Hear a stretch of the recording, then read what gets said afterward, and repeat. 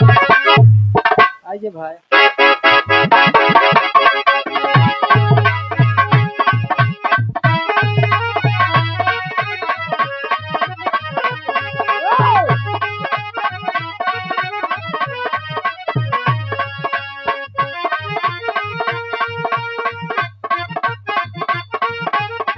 प्यार कर गुनाह हम पहले बानी। आज ले तोहार फोटो, आज ले तोहार फोटो मोबाइलवा में रखले बानी। आज ले तोहार फोटो।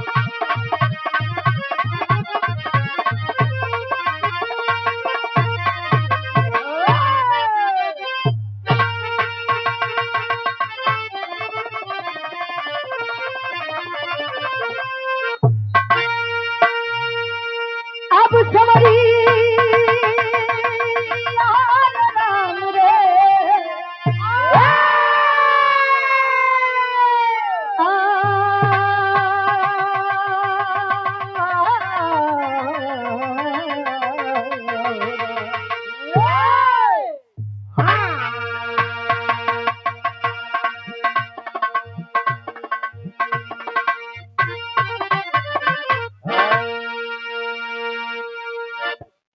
चार लाइन भूमिका के अंदर कवि जी भाव लिखत है। वाह। कैसे गुरु जी? वाह।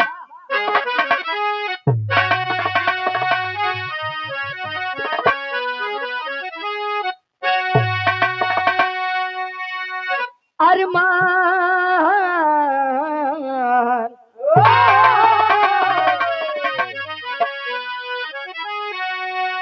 अरे अरमान दिल में बनते हैं लाखों। कोटि कल्पना का देखो समावेश होता। ढह जाते सभी है महल ख्वाब के। कहे जब तक न ऊपर से आदेश होता।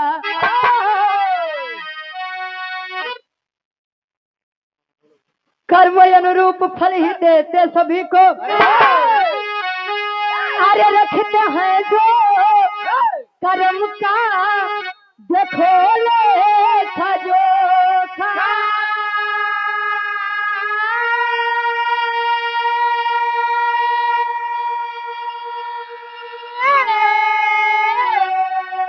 अरे गलत कर्म का है नतीजा भयंकर। मगर सत्य का फल देते अनोखा।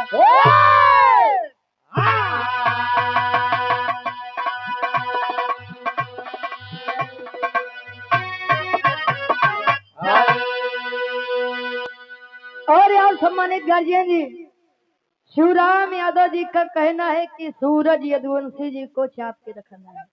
वाह किथा से। अरे भाई काहे श्रीराम भैया झगड़ा लगा भाई।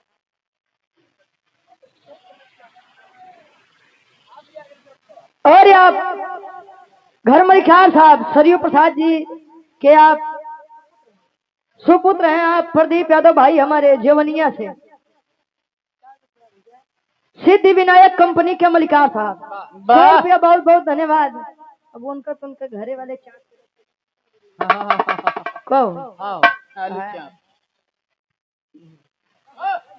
अरे तो सूरज एजेंसी है। ए भैया तनी कहानी की आप लोग ध्यान दिया। आजकल आदमी जब कह दे गुरु जी कि हमारा अंदर घमंड नहीं बा अहंकार नहीं बा तो ऐसे बड़े झूठा आदमी क्यों नहीं बा। क्यों के अपने बल के ऊपर घमंड बा। क्यों के अपने ज्ञान के ऊपर घमंड बा। क्यों के अपने धन के ऊपर घमंड बा। क्यों के अपने सुंदरता के ऊपर घमंड बा। क्यों के अपने मेहरारू के ऊपर घमंड बा। अरे तो दुनिया के सबसे बड़ा घमंडी आदमी ये नहीं है हम भाई। अच्छा यो बात सही बा प्रदीप भैया ढेर दिनों बाद मुलाकात होगा। कहो आज के समय में नीला ड्रम में डाले वाले समय में अगर मेहरारू वफादार मिल जाए तो उसे बढ़िया घमंडी के रही। सबसे बड़ा घमंडी तुम्हारे डुबलू गुरु जी है। इनका डेली प्रोग्राम चलत बा, लेकिन दिखा कितना बढ़िया प्रेम बा। कम मंजित भैया बिरहा में बड़ी सुंदर कवि जी गजल का भाव लिखत है कैसे।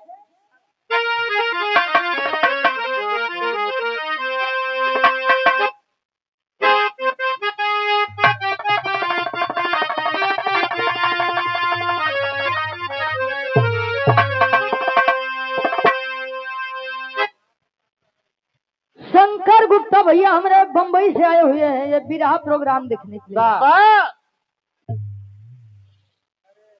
बाद में मनोहर भैया 100 रुपया बहुत बहुत धन्यवाद। आशीर्वाद के 4 एक बच्चे अपनी कला में कामयाब रहे। आज से हम एक प्रण लेते हैं गुरु जी, जब जोने मंच पे पहुंचे अभी लगातार 10 दाई है गाँव राजे हो तो कैसे मनाई जल्दी आदमी उगिया कहे ना कभी गाना बंद कर दे। हाँ बिरहा में बड़ी सुंदर कवि जी गजल के भाव लिखत हैं कैसे।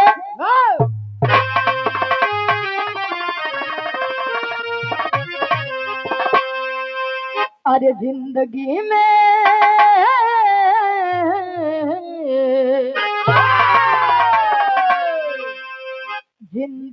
में हजारों कमेला जुड़ा, जिंदगी में हजारों कमेला जुड़ा, हंस जब जब उड़ा तब अकेला उड़ा, हंस जब जब उड़ा तब अकेला उड़ा,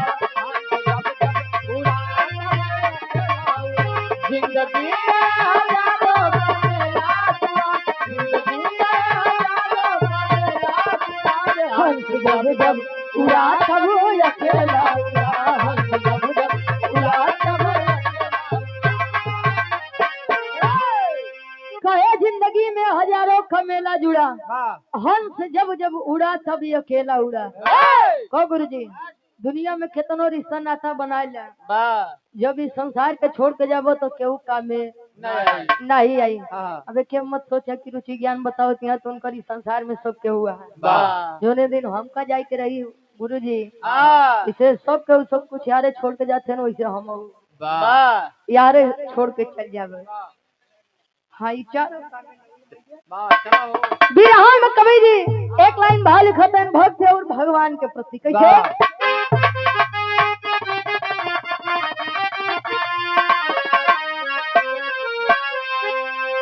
अरे भक्ति शक्ति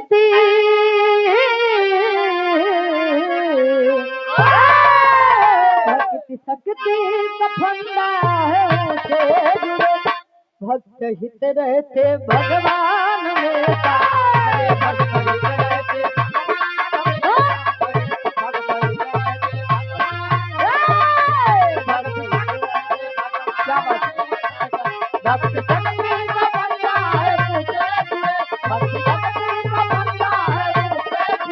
भक्त हित रहते भगवान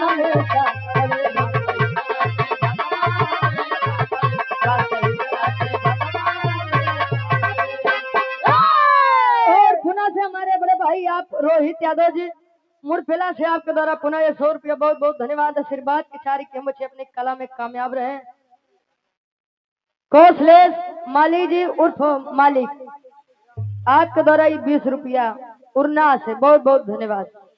कहे भक्त शक्ति का फंदा है उसे जुड़े, भक्त हित रहते भगवान हमेशा खड़े। देवनगरी कहा जाता है प्रयागराज को। हाँ गुरु जी प्रयागराज को देवनगरी कहा जाता है और यहाँ पर भक्ति क्या होती है ये बच्चा बच्चा जानता है। नहीं तो चलिए अब महाकुंभ के मेला में दिखाई जाए कि लागत कुल देश भाई भक्तिमय हो गए। कहानी का शुरुआत बाकी से बड़े भाई आप पंकज यादव जी कपड़ा वाले रामनगर जेवनिया दाढ़ी से आपके द्वारा 200 रुपया बहुत बहुत धन्यवाद। पुनः हमारे बड़े भाई रोहित यादव जी मुरफेला से आपके द्वारा 100 रुपया भैया बहुत बहुत धन्यवाद। आशीर्वाद के छाड़ी के मुझे अपनी कला में कामयाब रहे। कहानी की शुरुआत बाकी से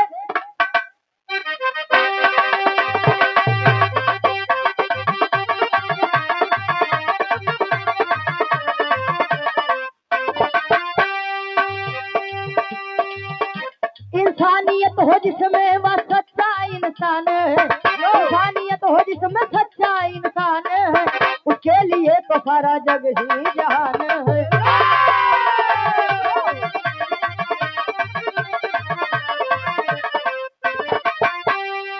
किसी एक गांव में किसान दयावान रहा, किसी एक गांव में किसान दयावान रहा, किंतु फूल बिना गुलशन वीरान रहा।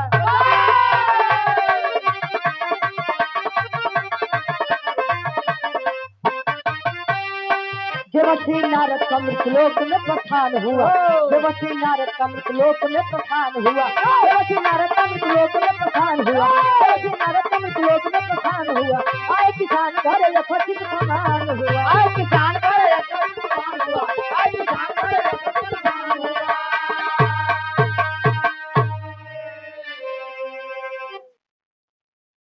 शंकर गुप्ता भैया हमारे प्रदीप भैया के आप परम मित्र है मुंबई से, गार्जियन जी के द्वारा 100 रुपया बहुत बहुत धन्यवाद। कहानी के तनी आप लोग विचार करी। लोग कहते हैं कि अपने खातिर तो कुकुरो बिलार जियत है, जो दूसरे खातिर जिये वो है इंसान। और आज के समय में इंसान को इंसानियत दिखने लग जाए तो जान ले ईश्वर खातिर सबसे बड़ा तोहफा है वो है का गुरु जी। दुनिया में सब सुख एक तरफ, लेकिन दुनिया और समाज का संतान सुख एक तरफ। दुनिया के सब सुख से परे भाई संतान सुख। लड़का होखे लड़की होखे चाहिए होखे, लेकिन वो एक बार सोचे कि जो ले हमारी शादी हो तो एक बार हम माई बाबू जरूर बने।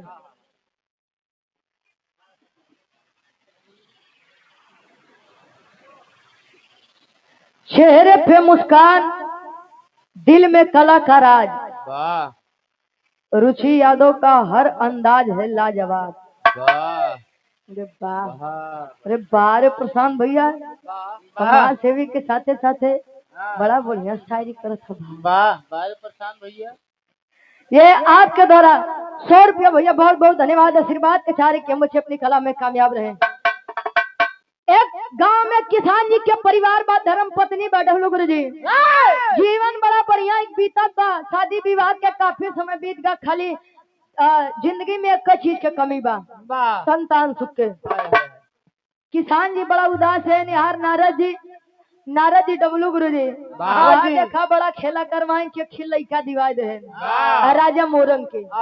ए भैया मृत्यु लोक का चक्कर काटने के लिए नारद जी जब आए तो किसान जी मन मारे बैठाए अपने दरवाजे पर। किसान जी जाते हैं, किसान जी के दरवाजा नारद जी, तो किसान जी बताओ का बताओ, एक लाइन सरज लगत बा।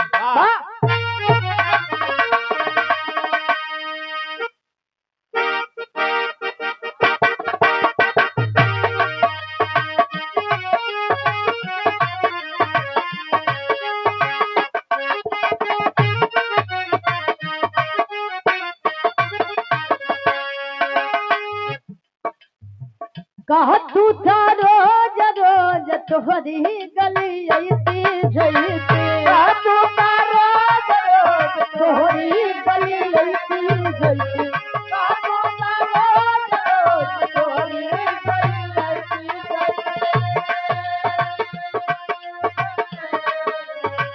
कह तू था ये मेरी तोहरी गली ऐसी जैसी, पर से कह तू हेलो हेलो ए चमक चलो, जब पर से कह तू हेलो हेलो ए चमक चलो, जब पर से कह तू हेलो हेलो ए पर से कह तू हेलो हेलो ए चमक चलो।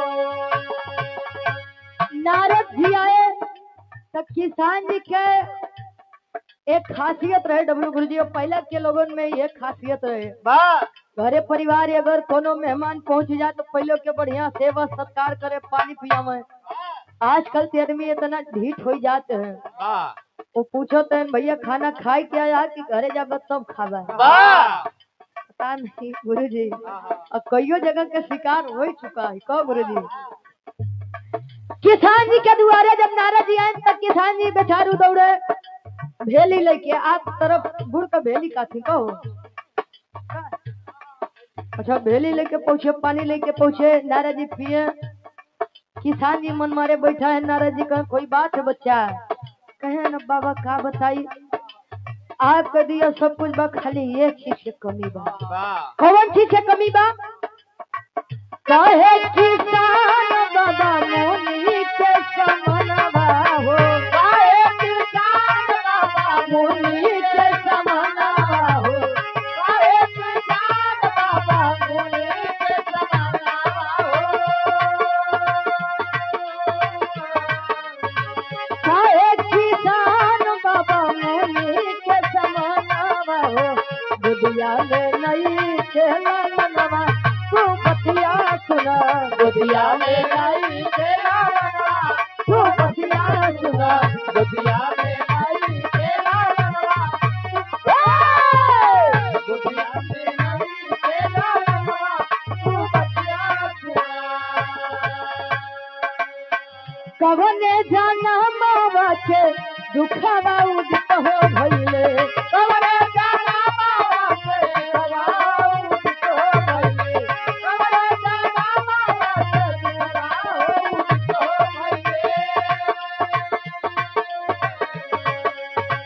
रूठे विधाता दया तोहनी को न कइले, रूठे विधाता दया तोहनी को न कइले हो, रूठे विधाता दया तोहनी को न कइले हो। दिन रात काला पे समनमा, तू बतिया सुना, दिन रात काला पे समनमा, तू बतिया सुना, दिन रात काला पे समनमा, तू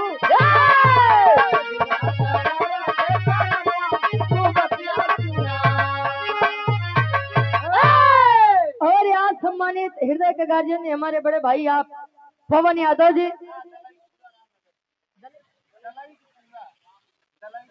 दलाई का पूरा रामनगर से हमारे गार्जियन जी आपके द्वारा सुंदर माला और 100 रुपए का सम्मान, बहुत बहुत धन्यवाद। आशीर्वाद के चारे के मुझे अपनी कला में कामयाब रहे। डॉक्टर राजेश कुमार यादव जी, दाढ़ी जवनिया की ऐतिहासिक सरजमी से आपके द्वारा 100 रुपये, बहुत बहुत धन्यवाद। आशीर्वाद के चारे के मुझे अपनी कला में कामयाब रहे।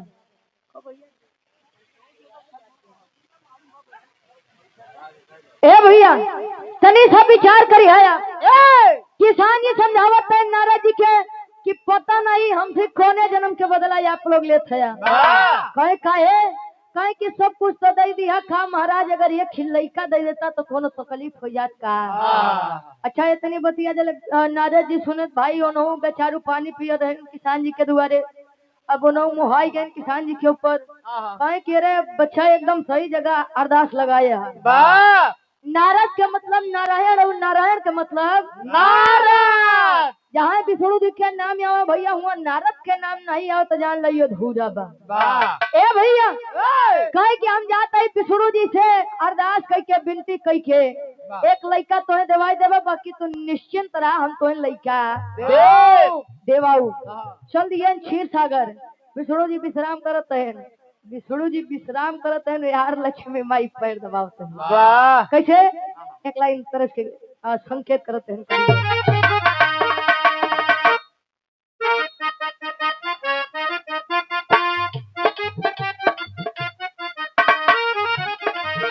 लइका कहे नखे हुजूर कोनो लइकन के गलती, नखे हुजूर कोनो लइकन के गलती, ये मिजाज का बढ़ावे, नखे हुजूर कोनो लइकन के गलती, ये मिजाज का बढ़ावे, नखे हुजूर कोनो लइकन के गलती, ये मिजाज का बढ़ावे। बीड़ाधारी विष्णु से जाके, बीड़ाधारी विष्णु से जाके सारी बात बतावे, बीड़ाधारी विष्णु से जाके सारी बात बतावे, बीड़ाधारी विष्णु से जाके सारी बात बतावे, बीड़ाधारी विष्णु से जाके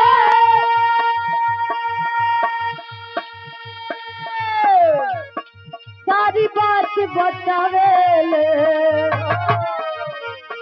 बेटा किसान के सुंदर ललनवा, बेटा किसान के सुंदर ललनवा, अपन रज सुनावे, बेटा किसान के सुंदर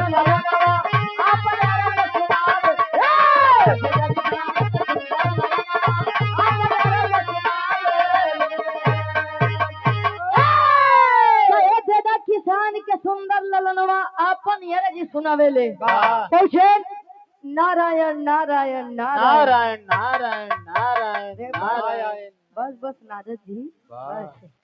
अच्छा पहुँचे क्षीर सागर। विष्णु जी कहें क्या बात बना रहा बस बड़ा तू पहाड़िया में चला आवते है। तो आज चंदन छोट चूनी बढ़कर कैसे होगी। शंकर गुप्ता भैया हमारे मुंबई वाले और प्रदीप भैया के आप परम मित्र हैं। गार्जियन जी के द्वारा 100 रुपया बहुत बहुत धन्यवाद। कहे कस नारद खड़ी दोपहरिया में कहाँ चल दिया। कहे महाराज भी गए रहे मृत लोग कहे तब कहे कि एक किसान जी मिले बड़ा बेचारू बढ़िया आदमी रहे। कहे तब कहें कि आपके दया से उनको सब कुछ बा खाली एक चीज नहीं बा। कौन चीज कहें कि खाली एक लड़का दैदा उनके लोग के घरे में किलकारी घुस जाते जाला बड़ा बढ़िया हो जा। कहे कैसे कहे कि हम वचन दे क्या ही स्वामी कि संसार के सबसे बरियार भक्त विष्णु जी के हम यही। अगर नारद शेर जी लगाए हाथ जान लड़का जरूर मिली। विष्णु जी लगे उल्टे पलटे कहे नारद उ सब तो ठीक है बेटा बाकी ओकरे कर्म या किस्मत में संतान सुख है न बा। कहे मतलब ही कि ओकरे जीवन में लड़का के सुख नहीं बा। कहे काम करो कुछ दिन मृतलोक मत ही जाया वो बात भूल जाइए तू बात भूल जा बा। क्षीर सागर के बाद क्षीर सागर में छोड़ दा। विष्णु जी कहें कि ओकरे कर्म किस्मत में लड़का नहीं बा। चले किसान जी के द्वारे एक महात्मा जी अलग जगह होते हैं कैसे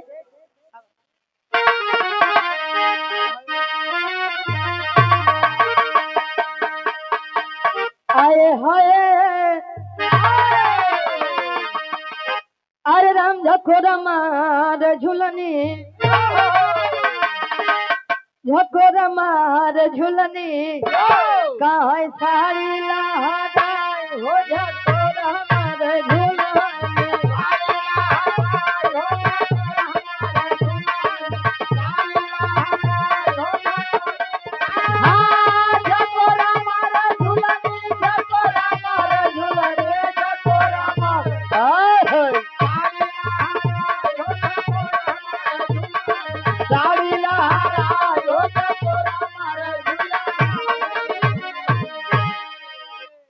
रंगों से नहीं अपने हुनर से पहचान बनाती है। रुचि यादव अपने कला से दिलों पर राज चलाते हैं। मंच छोटा या बड़ी महफिल हर जगह अपनी अलग चमक दिखाती है। हमारे प्रशांत भाई अपनी समाज सेवी है हमारे भाई आपके द्वारा 100 रुपया बहुत बहुत धन्यवाद। आशीर्वाद के चारे की हम बच्चे अपनी कला में कामयाब रहे। किसान जी के द्वारे महात्मा जी अलग जगह में कौन अलग अरे जय रोटी देते बेटा वाला ए बाबू जय रोटी देते बेटा वाला ई है बारा दान बा जय रोटी देते बेटा वाला।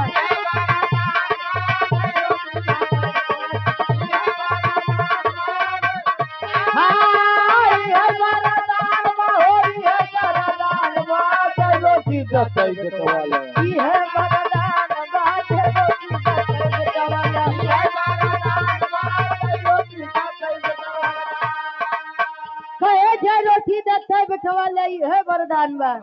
इतनी बतिया सुन के महात्मा जी के किसान जी अंदर बैठा रहे तो ले दौड़त हाफत आवत है कि ए बाबा भाई जोन कहत रहे एक बार फिर से कही देता है का कहत रहे सुना बताओ तो भूखिया लगल बा जइगो रोटी अखियाइबा रोटी अखियाइबा हो रोटी अखियाइबा रोटी अखियाइबा हो रोटी अखियाइबा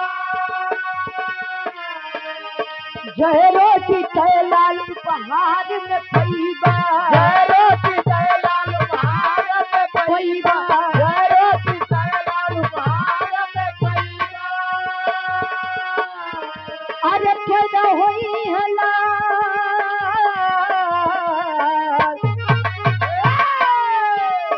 पैदा होई है लाल बनल दीदी के विधान बाज रोटी दत्ते बिटवाला ये वरदान बाज रोटी दत्ते बिटवाला हाय ये वरदान बा होई है वरदान बाज रोटी दत्ते बिटवाला ये वरदान बाज रोटी दत्ते ये वरदान बाज रोटी दत्ते जी कहते हैं कि महाराज ढेर दिन हो बाद कुछ खाए नहीं यही, अगर कुछ खियाए देता तो आत्मा तृप्त हो जाती, आशीर्वाद देखे जाए। इतनी बतिया सुन के किसान जी गए तो देखे रसोई घर में डबलू गुरु जी आग गिनती करें तो 7 रोटी रखी रही। वाह 7। अरे डबलू गुरु जी रसोई घर में नहीं हिल रहे, वो किसान जी खतरा बड़का बहुत तोहर मजा। वाह शंकर गुप्ता भैया हमारे मुंबई वाले प्रदीप भैया के परम मित्र हैं, आपके द्वारा 100 रुपये बहुत बहुत धन्यवाद बा। अरे मान लिया वाह माने में खा जाते मान ल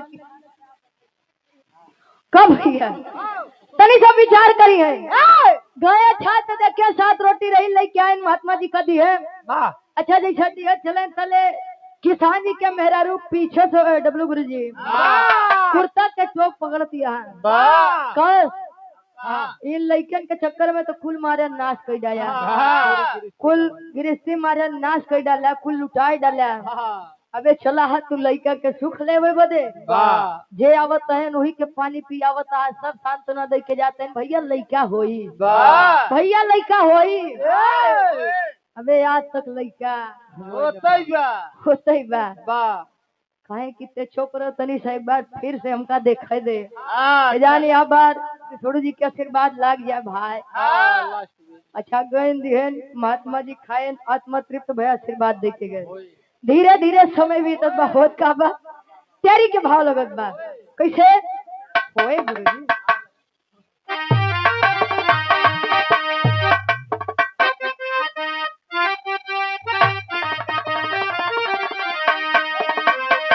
अरे भक्ति के अरे शक्ति भारी पड़ गई ए भैया भक्ति की शक्ति भारी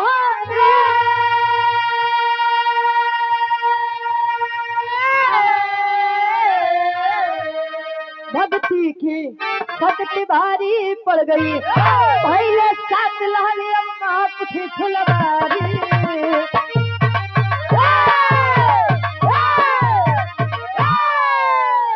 भैले 7 लाली अम्मा कुठी फुलवारी भक्ति की शक्ति भारी पड़ गई। धीरे धीरे समय बीता किसान जी के जो घरे दुआरे कौन लड़का नहीं भाई ये हो गुरु जी भक्ति भक्ति करो सब मिलेगा। ये या भक्ति जे करे घरे एक लड़का नहीं बताओ करे घरे 7 लड़का बतावा ब्रह्मा जी और विष्णु जी ये पूरी के माँ को उनका पगलवा दिए कि चल गए भाई बिना न्यूज के ये भगवान ये कर्म करे तो मन काहे न करे भाई कहो। अच्छा यार जब आए 7 लड़का देखते हैं तो नारे जी जानत है गुरु जी वो शांति से बैठे वाले नहीं रहे यार के बात बाहर तक इनके मेहरारू के खबर उनके मेहरारू तक इनके माइक खबर उनके माइक लगे तक वाह। अच्छा यार बाहर काम पहले के समय में एक नारद जन्म लिए रहे आज कर हर घरे 2 नारद जन्म लेते हैं भाई। यार नारद जी आकाश मार्ग से जाते हैं देखते हैं किसान जी के दुअरवा उल्लेखन का गुरु जी तवा जकरे घरे एको नहीं करे घरे 7 गदेला हमारे कार्यक्रम रहे आप के प्रयागराज के एक लेडीज से रहे कार्यक्रम तो कही खड़ी भाई तो कही अच्छा ही बताओ रुचि 7 गदेलवा एक साथे भरे ने हमके तू मेहरारू है पूछतिया तब तो का बताई कि 7 गदेला साथे हो सकत है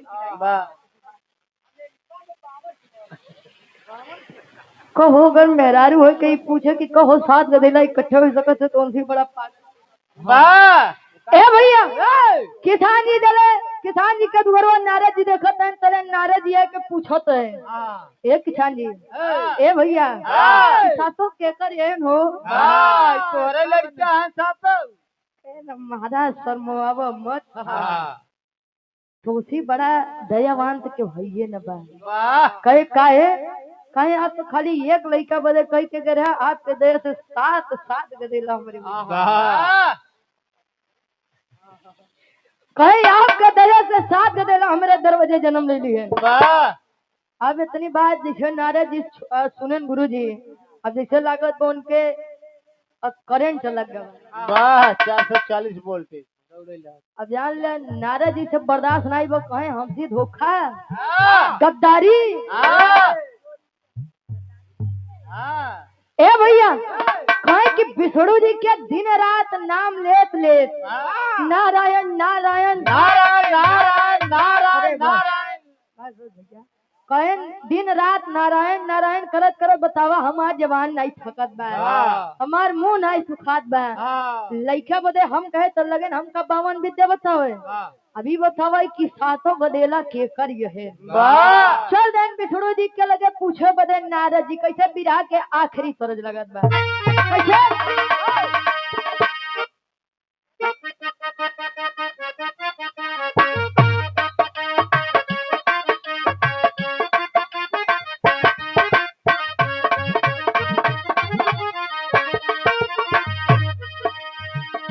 बड़ी सुंदर गीत के संकेत बा आई गीत बड़ी वायरल भी रहे बड़का बाबू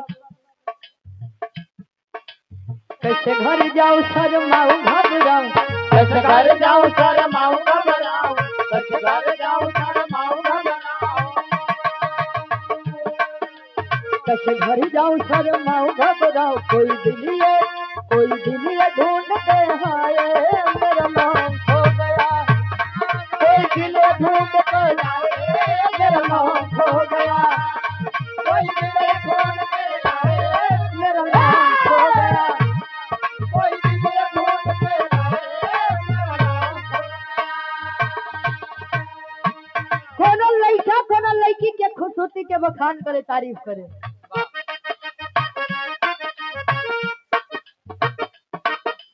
रोडवा पे चलली सुरुपवा समार के रोडवा पे चलली सुरुपवा समार के रोडवा पे चलली सुरुपवा समार के केतना बखान कर सूट फलवार के केतना बखान कर सुख सनवार केतना बखान कर सुख सनवार के दिलवा में आग लगाए तेरा लाल दुपट्टा दिलवा में आग लगाए तेरा लाल दुपट्टा दिलवा में आग लगाए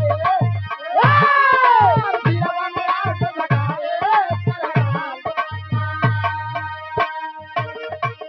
नारद जी इतनी बतिया जब सुनन तब घुसियाई के भागत है छह सागर तरफ चले नारद मुनि सब क्रोधवा बढ़ाई के चले नारद मुनि सब क्रोधवा बढ़ाई के चले नारद मुनि सब क्रोधवा बढ़ाई के विष्णु के पास तब पहुँचे जाई के विष्णु के पास तब पहुँचे जाई के विष्णु के पास तब पहुँचे जाई के प्रभु जी से बात बताइए सोचे मुनि रैया प्रभु जी से बात बताइए सोचे मुनि रैया प्रभु जी से बात बताइए प्रभु जी से बात बताइए सोचे मुनि रैया पुणे से हमारे गार्जियन जी आप शंकर गुप्ता जी मुंबई वाले भैया हमारे प्रदीप भैया के आप परम मित्र हैं आपके तरफ पुनः ये 100 रुपए का सम्मान बहुत बहुत धन्यवाद आशीर्वाद के चारे के हम अपनी कला में कामयाब रहे गुस्सियाई के पहुंचे थे अजले नारद जी को देखे न अपनी तरफ आओ तो विष्णु जी समझ गया नो हो तीर एकदम सही जगह लाग बा विष्णु जी आए है कि आज पूछब कवन गलती भवा हमरे भक्ति में का कमी की है हम इनका याद करे में आज हम कई सिला देते हैं लगे नारद जी का देख के विष्णु जी हिले खा पाए जोड़ी रखत में का तो रे नारद जी पूछे विष्णु जी कहे कि बेटा नारद कहे कस महाराज बड़ा हिलत का पते है कहे लागत भाई अपना ही बच्चा कहे बदे सृष्टि के देख रेख आप करत है अपन रहबा तो सृष्टि कैसे चली हो कहे कि बेटवा अब लागत बनना ही बचब अब नारद जी सोचत हाँ अगर इनके कुछ हो जाई भाई तो हमार बात के अधूरी रह जाई कहे कि महाराज अगर कोनो इलाज बा कहे अगर खाली एक इलाज बा कौन इलाज बा कहे कि जा जो संसार में हमार सबसे बड़ा भक्त हो डब्लू गुरुजी जो हमारी संसार में सबसे बड़ा भक्त हो खाली ओकरे आंख का खून लिया नेत्र के खून एक आंख के ओके हम पी ले तो एकदम ठीक हो जाए नारद जी के तो भाई बात पूछो कर एक हाथे में चाकू एक हाथ में कटोरा ले के निकल दे मृत्यु लोग अरे का देखो तनी सच तिलक चंदन लगाए बौकरे लगे जाए के कहा फापट के भाव लगत बा। और आप सुरेश कुमार यादव जी TTI शुक्लपुर प्रयागराज से गार्जियन जी के द्वारा 100 रुपये बहुत बहुत धन्यवाद। पापड़ के भाव लिखते हैं कवि जी।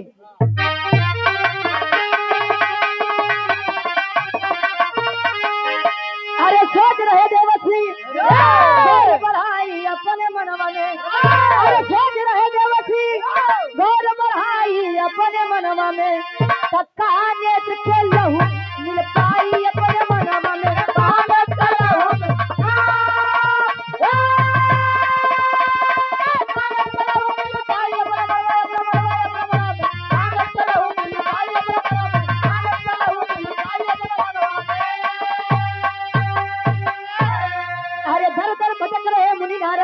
हाथ में पात्र उठाई हो, पूर्ण हुई ना मन की मनसा, तब संत के बाद जब आई हो।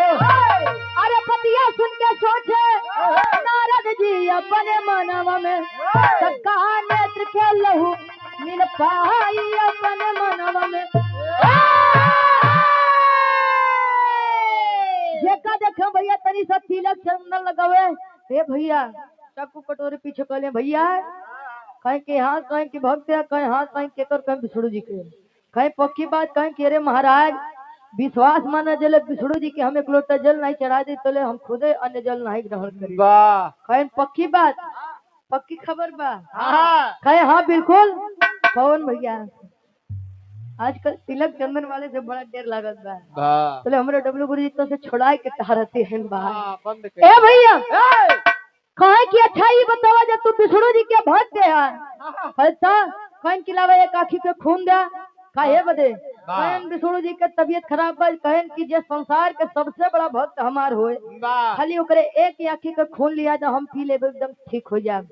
लगे महात्मा जी हरे हर बार कहे कि अरे महाराज हम अब इतना बड़ा भक्त नहीं है, अपने मेहरारू के कहलौता मर दे भाई, पता लाग हम एक आँख खून का दे दे, हमार मेहरारू लड़के बच्चों खोने डारी लगी है खाए। तो आज के बाद तिलक चंदन लगाए के घूमो बंद कर दिया है, दिखाया मत चुनी छोड़।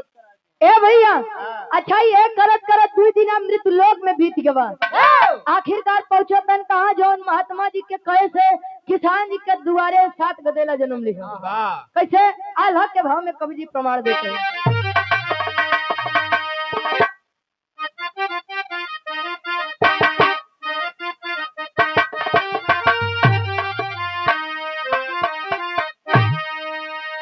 अरे निर्धन के मिले जैसे ज्ञान के गठरिया बाबू,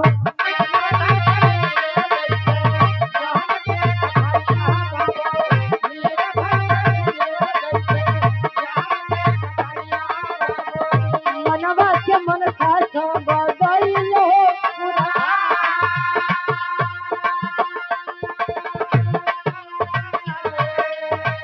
सुर नर मुनि करते जे कर भजनिया भैया, सुर नर मुनि करते जे कर भजनिया, सुर नर मुनि करते जे कर भजनिया भैया, संकट में फंसे दुनिया से पालना,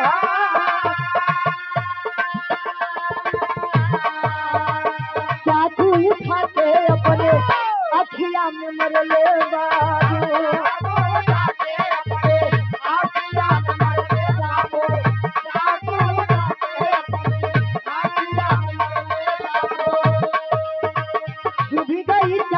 बहे खूनवा के धार।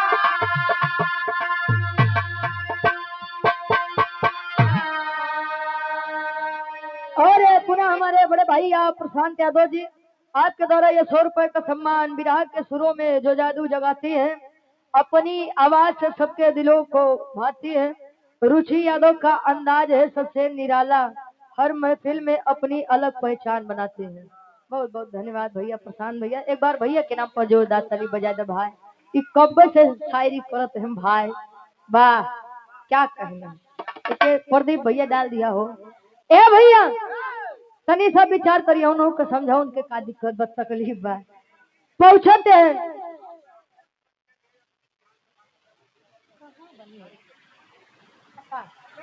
हमारे गार्जियन जी आप राजेश यादव जी प्रदेश सचिव समाजवादी पार्टी। कहाँ से? भिड़िया मेजा। हमरे गार्जियन जी आपके द्वारा 100 रुपया बहुत बहुत धन्यवाद। आशीर्वाद के चारे की उम्र अपनी कला में कामयाब रहे। ए भैया यहाँ पहुंचो पेन कहा नहीं महात्मा जी लगे। एक बात मेरी आप लोग विचार करिएगा, संसार में कोई इंसान कबो अपने मोहे बड़ाई नहीं करी, ये सम्मानित व्यक्ति बा। कहा जाता है कि अपने मोहे करे बड़ाई इंद्र रहे छोट हो जाए, इंद्र रहा छोट हो जाए। अपने मोहे से बखान खली हुए आदमी कह सकत है जेकर केवल अपन ही लाग ए भैया। अच्छा यहाँ पहुंचत है महात्मा जी लगे कहें कि अब महाराज यहाँ पे आखिरी सहारा बचा है। कहें का बात बा? कहें विष्णु जी के तबीयत बड़ी खराब बा, आंखें के खून चाहिए। कहें साहब, कहें कि अगर दे दे तू ठीक हो जाइए। उठाएं चाकू मार लेन अपने एक आंखें में। जब रक्त के धारा बहे लागले के कटोरी में पहुंचत हैं क्षीर सागर। जब क्षीर सागर में पहुंचत हैं तो लगे विष्णु जी मुस्कुराए। नारद जी सोचन कि अरे बाप रे, विष्णु जी जब खून के खुशबू से तना स्वस्थ हो गए, वह पी लेते तनकर का हाल होता बताओ तन कैसे गए। नारद जी कहें कि महाराज एक बात पूछी। कहें पूछा। कहें जब हम किसान जी के कहे एक लड़का दे दे तो हमका लगे नाटक बताओ कि उनके किस्मत में लड़का है ये ना बा ई बतावा उ करे घरे जो 7 गदेला है नु केकर लड़का है। कहें कि नारद अबे नहीं जान पाया, ए नारद अबे नहीं समझ पाया। कहें काहे? कहीं ये तो तार परीक्षा रहे। तन खड़ी के भाव लगत बा आखिरी भाव।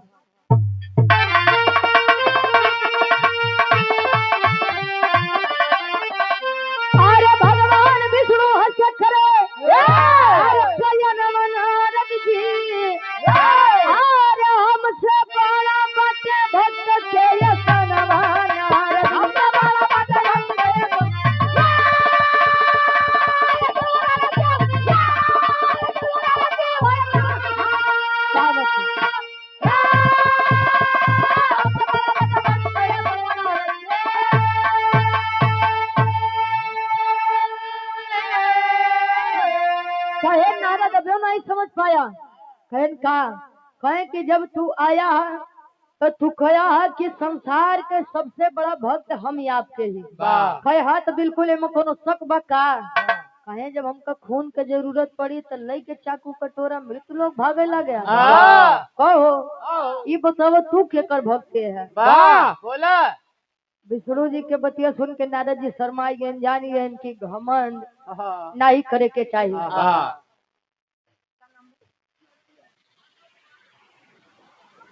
बड़े भाई हमारे हिमांशु जी, ये आपके द्वारा भगवान कन्हैया की सुंदर स्मृति देकर सम्मान किया गया, बहुत बहुत धन्यवाद।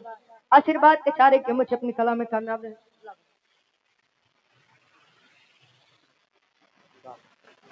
हिमांशु भाई हमारे बहुत बहुत धन्यवाद। और आप रानीगंज प्रतापगढ़, अपने प्रतापगढ़ शंकर गुप्ता जी प्रदीप भैया के परम मित्र हैं। राजा पायल उतारी दा आवाज करता है। अब ये बताओ शंकर भैया कहाँ है? रानीगंज प्रतापगढ़ से। अरे भैया तले तुम्हारे पड़ोसी है आप। बहुत बहुत धन्यवाद। आशीर्वाद के चारे के मुझे अपनी कला में कामयाब रहे। ए भैया नारद जी के घमंड रहे कि संसार में सबसे बड़ा भक्त विष्णु जी के हम यही और वह घमंड विष्णु जी तोड़ते हैं नारद जी के। या बदे अगर भक्ति करनी है तो दिल से करिए वरना मत करिए। नारद जी बड़ा चालाक आदमी है, वरना काम बिगाड़ू सकत है ना बिगाड़ा काम बनाऊ सकत है। आखिरी में खानदान के परिचय बा। गुरु बिहारी गुरु रामलाल गुरसारी कभी भारत जी बने पुजारी हो।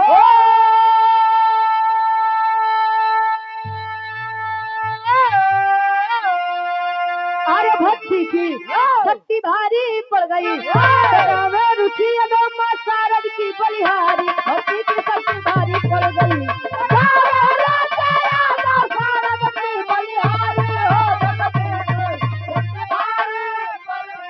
राजा हो तो कैसे मनाई। आप प्रशांत भैया कहें कि बीचे में मोनू नाम ले लिया मोनू। और एक लाइन बाकी राजा पायल उतारी दा आवाज करता। ये दो लाइन में जानो फिर बाद सूरज जी के नंबर है। आवा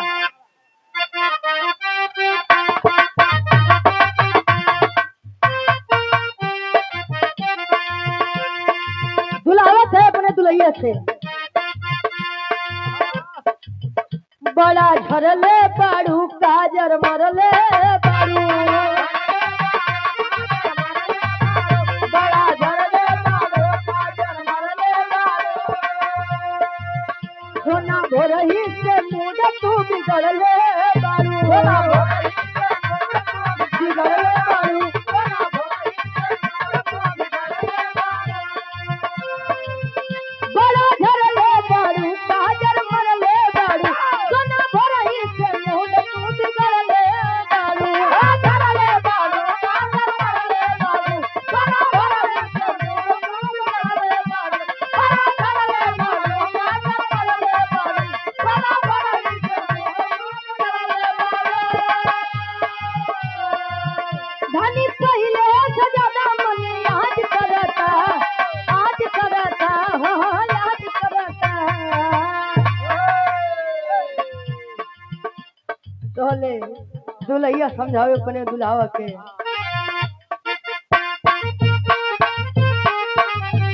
राव दिल हमर दिलवा पे राज करता राव दिल हमर दिलवा पे राज करता राजा पायल उतार दो राजा पायल उतार दो आवाज करता राजा पायल उतार दो आवाज करता आवाज करता राजा पायल उतार दो आवाज करता राजा पायल निशान निशान दे दो भैया हमरे मुड़ पेला से हमरे गार्जियन जी आपके द्वारा 100 रुपया बहुत बहुत धन्यवाद आशीर्वाद के चारे के हम बच्चे अपने कला में कामयाब रहे अच्छा है हमारे पड़ोसी यहाँ पे है अहिया जमाए है राजेश यादव प्रदेश सचिव अरे वाह हमरे गार्जियन जी बहुत बहुत धन्यवाद समाजवादी पार्टी से अरे वाह समाजवादी शेर है आप आपके द्वारा 100 रुपया बहुत बहुत धन्यवाद चेहरे पे मुस्कान दिल में कला का राज रुचि यादव का हर अंदाज है लाजवाब प्रशांत यादव भैया पुनः 100 रुपया बहुत बहुत धन्यवाद आशीर्वाद के साथ अरे जब ले न ले हम झुमका झूलनिया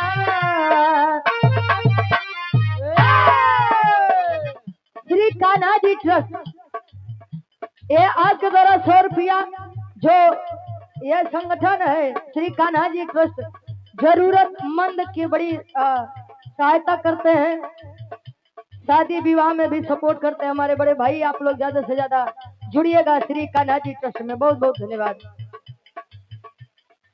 बड़े भैया आप श्री राम यादव जी 100 रुपया बहुत बहुत धन्यवाद आशीर्वाद के चाह रहे अरे जब ले न ले मोहम्मद झुमका झूलनिया सजरिया पे राजा सुतना हृदय सजरिया पे राजा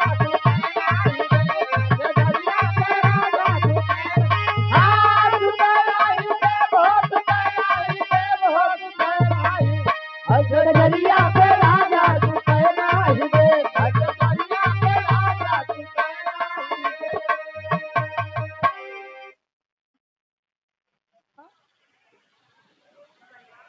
श्री कान्हा जी ट्रस्ट ग्राम जवनिया से आपका द्वारा 100 रुपया बहुत बहुत धन्यवाद आशीर्वाद के चाह रही एक लाइन राजा हो बजा दो हो उसके बाद सूरज जी से आप लोग आनंद लिया और हमारे गार्जियन जी रानीगंज प्रतापगढ़ से आप शंकर गुप्ता जी हमारे गार्जियन जी हमारे पड़ोसी हैं और यह प्रदीप भाई के परम मित्र हैं 100 रुपया ईश्वर करें कि आप दोनों की जोड़ी कृष्ण सुदामा जी के जैसे बरकरार रहे वह भी क्या मित्रता थी डब्ल्यू गुरु जी एक ने कुछ मांगा नहीं और दूसरे ने देकर कुछ जताया नहीं आजकल आदमी यहाँ तो अगर 100 रुपया दे देता है तो ढिंढोरा पीटे लगता है कि हम 100 रुपया दे क्या होती है का भैया ये आज के द्वारा 100 रुपया ईश्वर करें कि दोनों जन के जोड़ी बरकरार है एक लाइन अब हाँ हाँ मोनू मोनू भैया के नाम लिख बना अब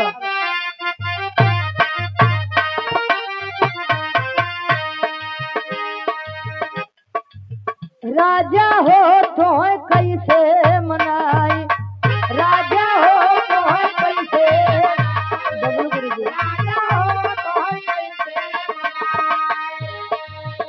अरे रतिया हमरे ना लागयो भाई